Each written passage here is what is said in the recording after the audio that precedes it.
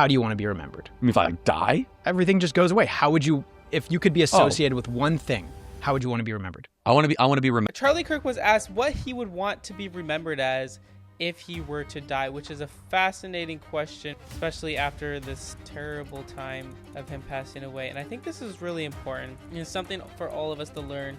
But first, he talks about how you should not waste your life. Time's a very interesting thing.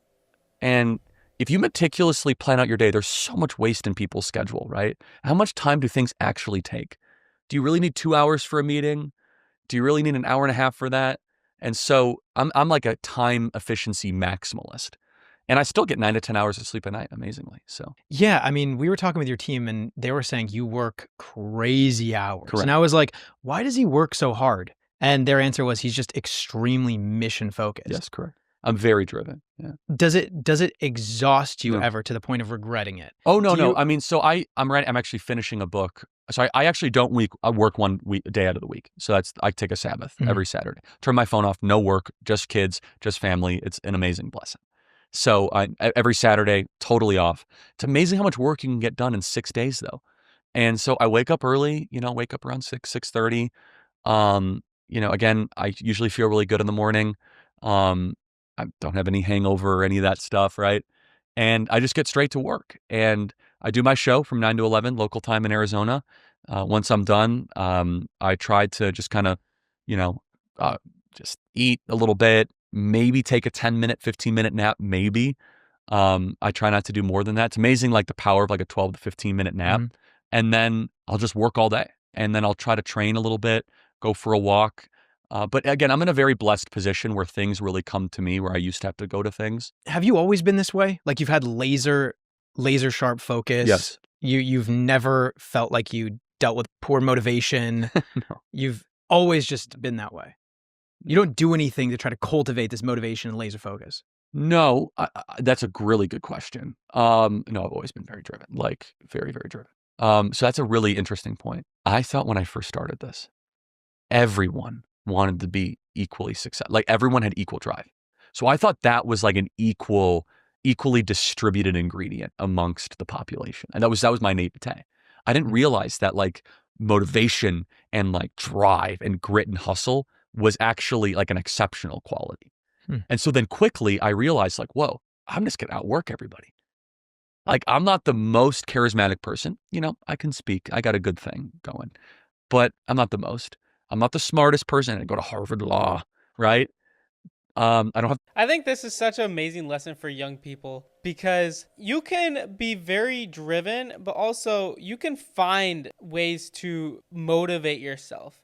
Or there's times where you don't feel driven and you do it anyway. That's the key. Because like for me, sometimes I don't always feel like filming. I don't always feel like editing, but I have to. I need to. If I want this channel to be successful, if I want this channel to reach people, and if I want this channel to bring glory to God, I need to work as if I'm bringing glory to God, as like I'm doing it for God. And amazing lesson is, he's saying he's not the best at everything. He's not the best at anything, but he realized he could work hard at anything and be just as successful. I think that's an amazing lesson for so many people. But I can compete with the best of them, but I am going to outwork you. Like I'll put in more hours. I'll read more books. I'll listen to more podcasts.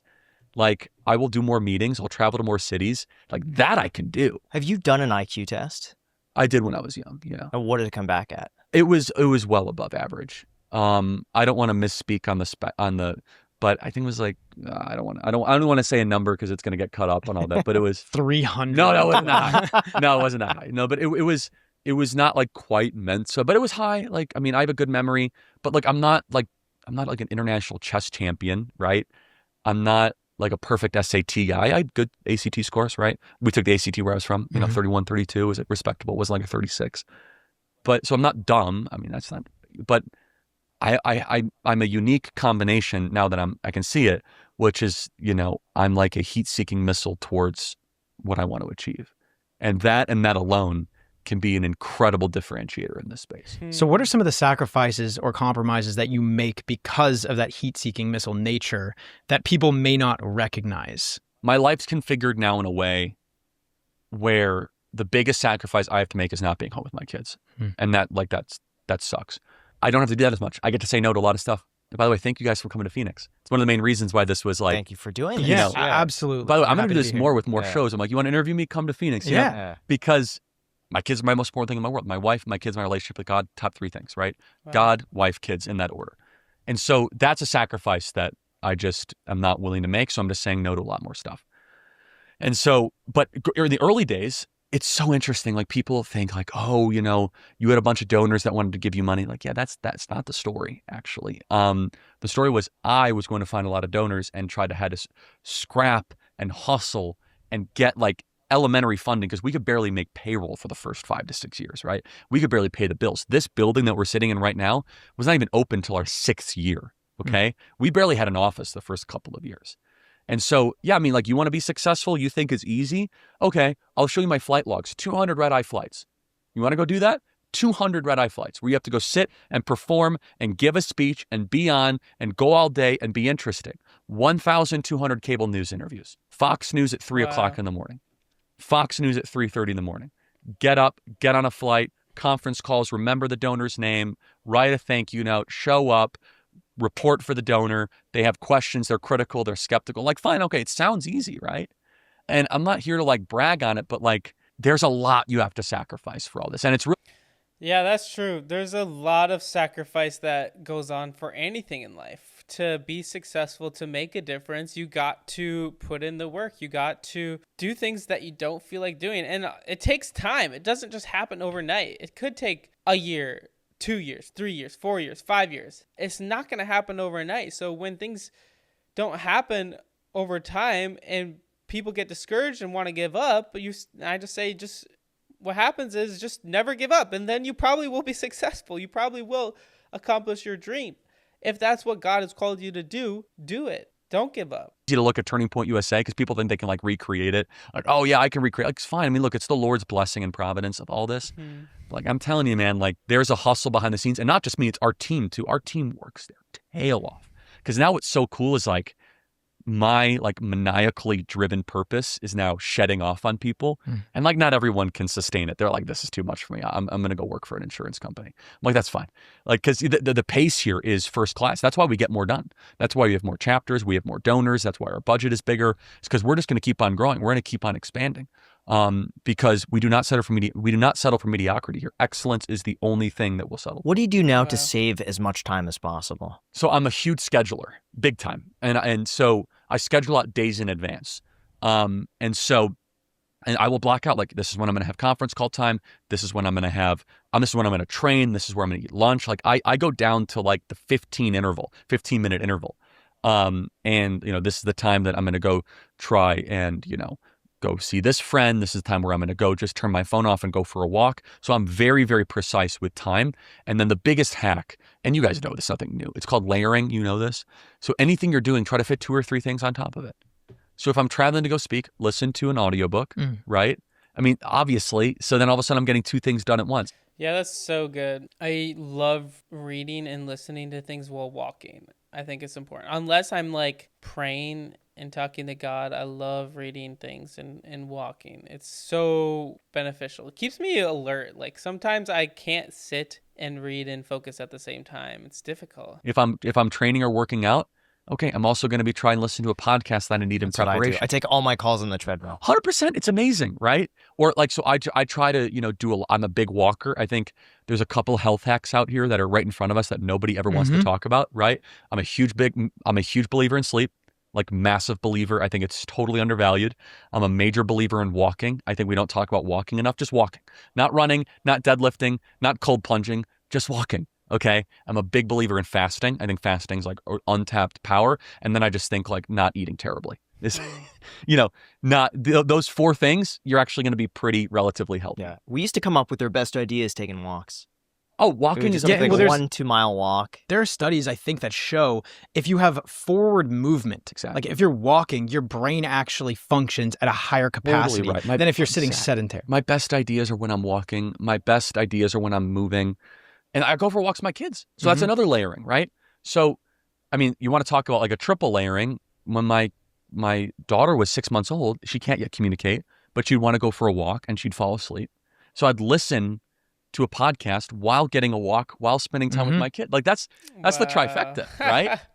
What an amazing lesson, like for this person to be so young, 31 years old, and to accomplish so much. It's mind-boggling and it's inspiring for the next generation. And it's so sad that his life was taken so early. And that brings us to the point where I want to show you guys what his thoughts were if he were to pass away, what he would want to be known for. Could we do a couple rapid fire questions sure, real quick? Ahead. Okay. What's your biggest insecurity? Forgetting something I should know. Will you run for president? I'm not running for president. What's more dangerous, ignorance or apathy in voters? Oh, apathy for sure. Should there be a maximum age to be president? No. What is a worse policy idea, universal basic income or open borders? Open borders. One government agency you'd shut down right away. Well, that's a great one. Department of Education. Would you rather have dinner with AOC or Bernie? AOC.